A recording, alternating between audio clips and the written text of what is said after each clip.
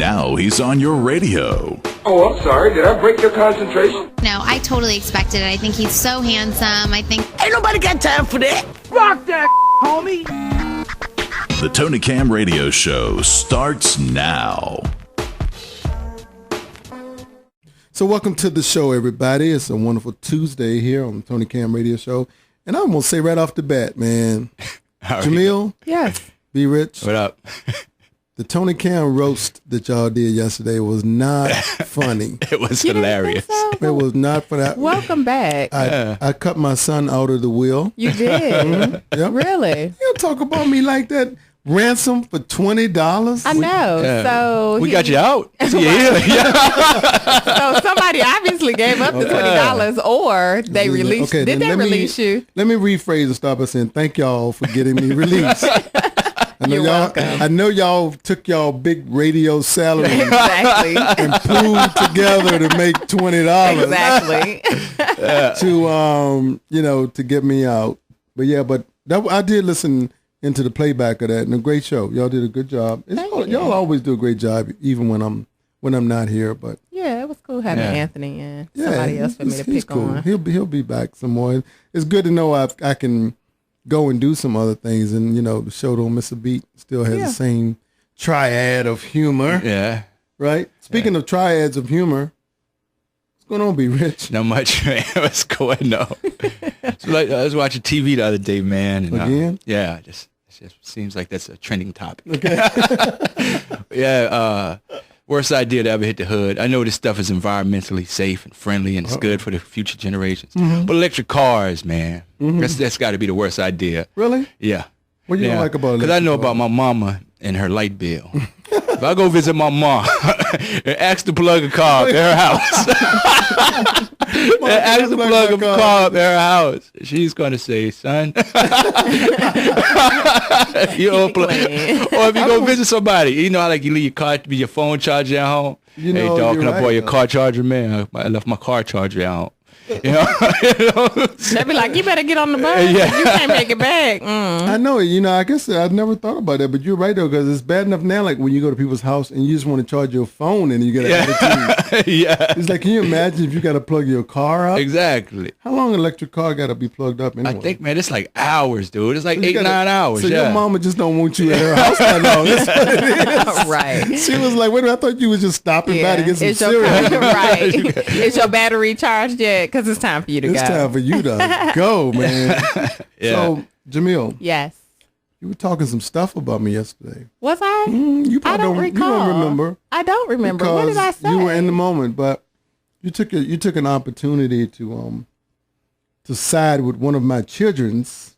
Really? Yeah, to talk stuff about me. Well, that's not the first time that's happened. Well, I know Camille. Right, because Camille came on the show we and teamed up too. And just because y'all names sounded similar. Yeah. And, but I just want to know. But I do want to thank you for one thing. What's that? Is that you brought nuts into the studio tonight. Pistachios. Yes. The worst nut to try to eat. It's like crab legs. They are. You got to break them, fight them, wrestle with them to get that little bitty. Yeah. But they're It's like so dating. good. It's like dating. Is that what it's Yeah. like? You try It's like all dating. day. You gotta work all that hard, and then it's like, that's all I get. Yeah. that little bit, that right there. Yeah. This could go really bad. I know it could. but I'm just saying though. I But brought pistachios. next time, in. bring some bring walnuts. I don't like walnuts.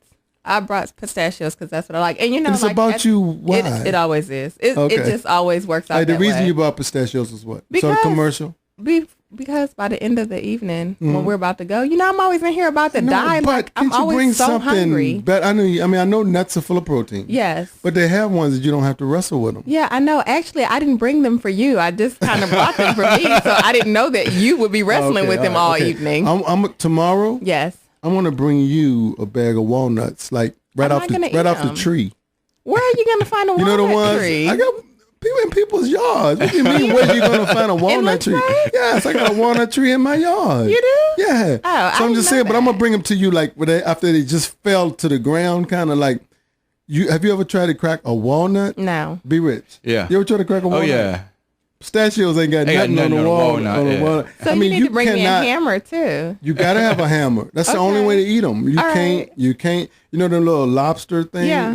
Those don't work. Crab leg thing. They don't work on. Okay, so I'm bringing a weapon to the. You need a hammer. You need a hammer or a Glock 9 and get a walnut Okay, open. I'll bring a weapon. It's cool. I'm telling you, these are pretty good, but I've had to work entirely too hard for them. I know, but you're not starving now. You can head out to dinner. Yeah, and but I've you'll only. be okay. But this whole time I've only had like 2 because it took me that long to get. It took me that long to get one of them open. Good gracious, man! Well, you're welcome. All right. Anyway, welcome to the show, everybody. I'm glad to be back on the air with you. We got a good show for you today. We got the usual stuff, the Pimp Minute with Dr. Chuck Rose.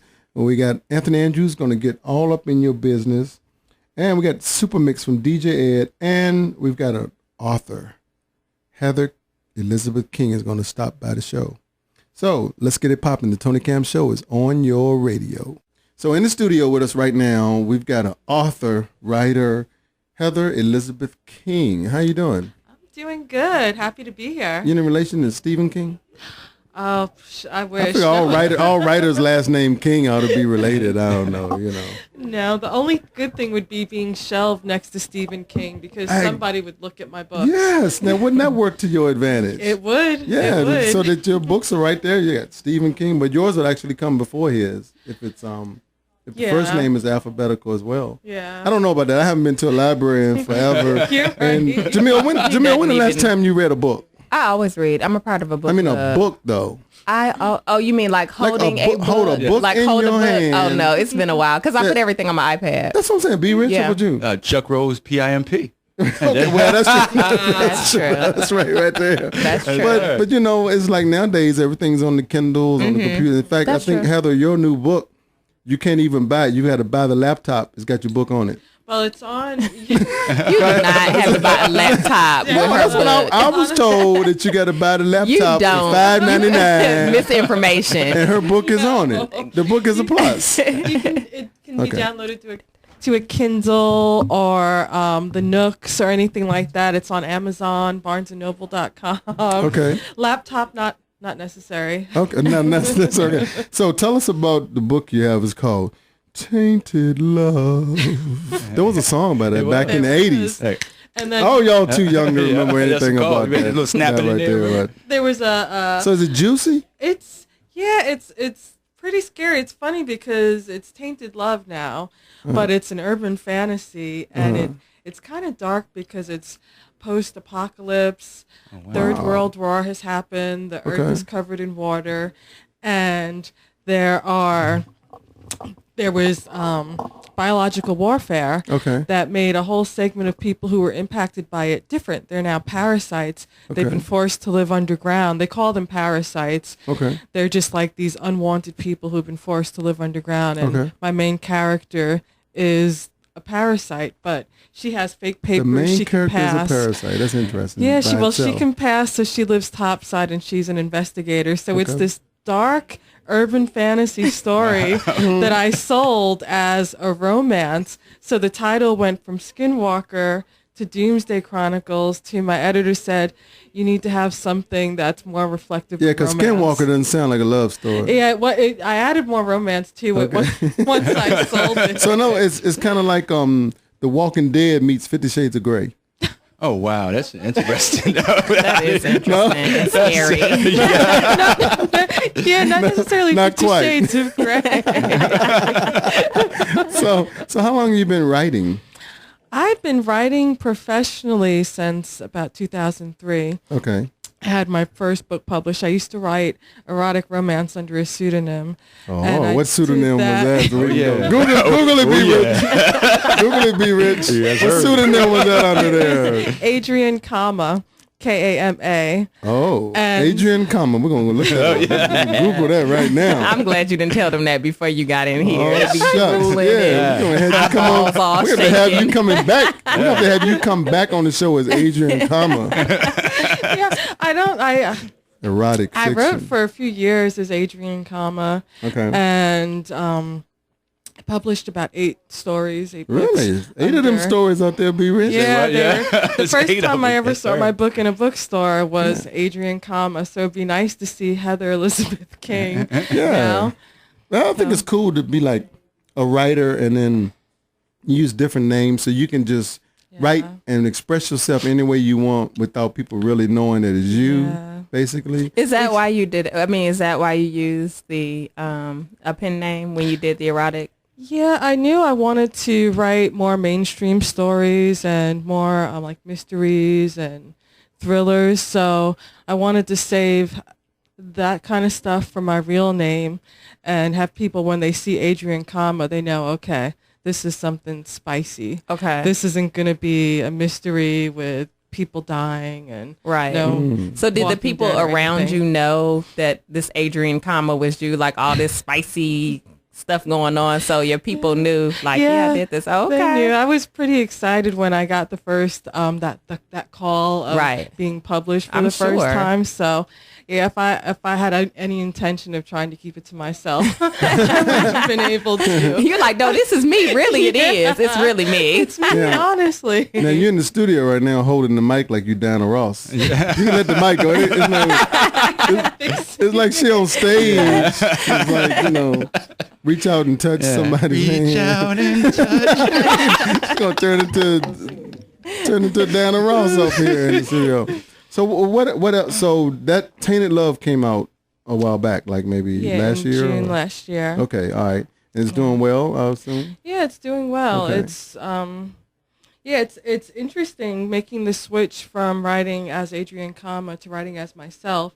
It's almost a little bit like starting all over and creating a new fan base, because some people who know, that Heather's me, but they read my Adrian stuff, they're like, okay, where's the good stuff? Okay. Enough of these zombies. So are you working on a book right now as we speak? I am. I'm working on, it's a cozy mystery with, of course, supernatural elements, because pretty much everything I have has the supernatural and a little bit of theology. Yeah, I think a lot of stuff is going that way now. There's a lot of our literature, like, look at all the Vampire Chronicles and Twilights and all that. Those are the authors who are really ruling right now, is the stuff that is more fantasy, because people want to escape from that everyday, life that they have going on. Yeah, I'm coming up with a book, man. It's gonna be like that. It's going, instead of werewolves, it's gonna be Rottweilers and pit bulls. Rottweilers and pit bulls. Yeah. Instead of it's gonna be like Twilight. Yeah. With Rottweilers and pit bulls. Yeah. And baby mamas. I think that would be a hit, man. Yeah, man. You don't turn into a wolf. When them turn that into a movie. Exactly. That's it. Man. So is this fantasy writing? Was this something you were interested in, or did you kind of get interested in it when you saw how popular like Twilight and all of that stuff was? I've always been really interested in it. Reading stuff like that growing up, and just even movies like horror movies, scary movies, things like that, like more Poltergeist scary, not Saw and things like that. So let me ask you, because sometimes when I read like scary stuff or see scary movies, like I start hearing stuff in my house, like what is that? No, oh, that's the dog. Okay. So as a writer, when you're like into your like groove, do you get a little paranoid with all of the stuff, or no, because you control, these are your characters that you control? No, I can get a little bit when I'm writing it and I'm in a really scary scene. I can start to look around if it's dark out. My desk is right in front of a window.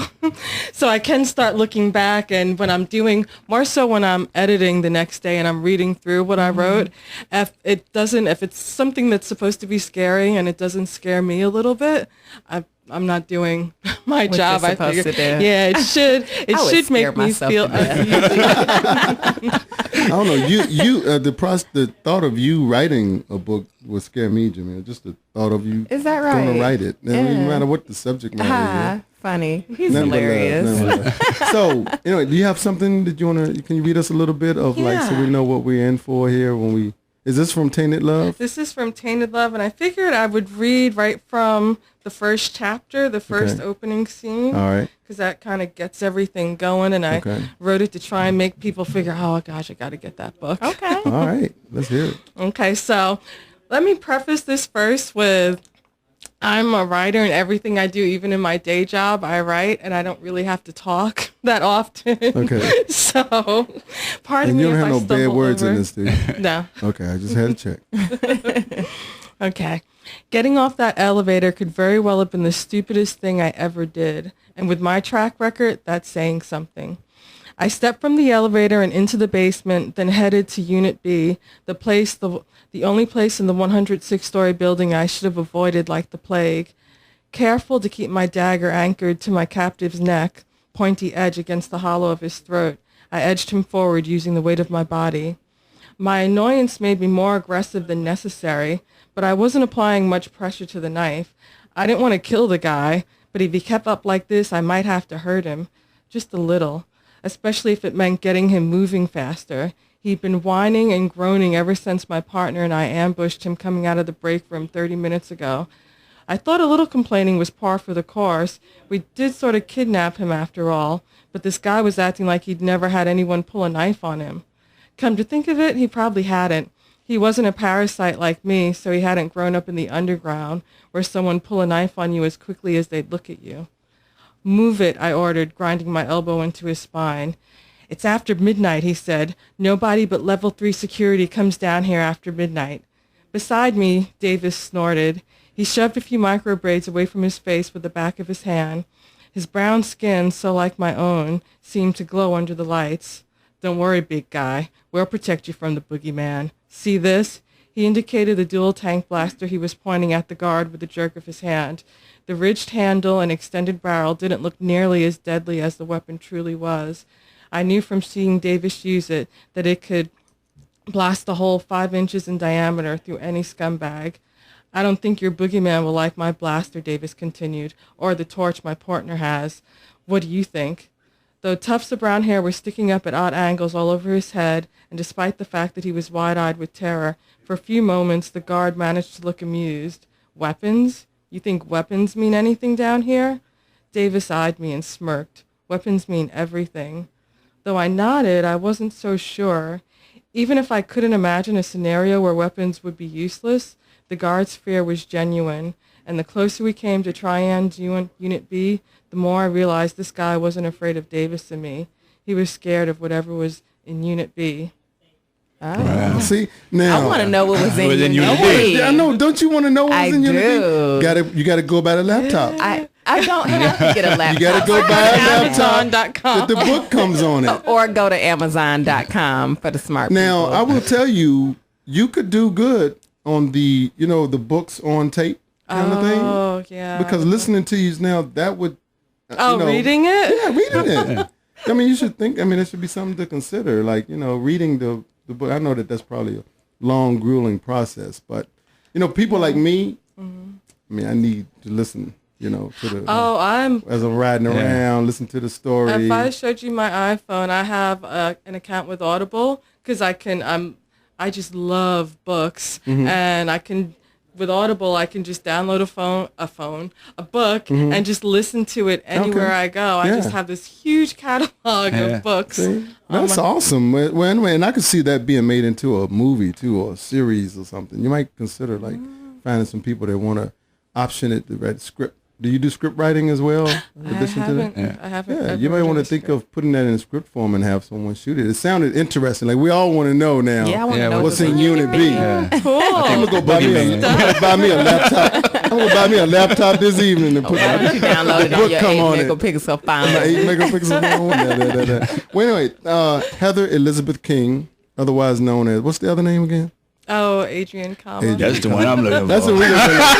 The next time when Creepy did that sound. That's what I'm looking for. The next time, the boogeyman. the next time you come on the show, we want Adrian Com. All right. Or you She's can come retired. back. Thank you. You Adrian can is come back. retired. Oh, she's retired. Make appearances We're gonna anymore. find her. Be rich. We need in that- search of Adrian Com. We need that 51st shade of gray. 51st shade of gray. Anyway, thank you so much for coming on the Thank show you. and for sharing that with us, and much success with all your writing. Thank you. And we hope to have you back on the show in the future to talk about how well, whenever you drop in the next book, come like on to do and that. share something with us. Be a part of our Hot 103.9 family. Great. Thank All right? you. Thank you, Heather Elizabeth King, everybody. If you want to be a guest on the Tony Cam Show, send an email to radio@camentertainment.com.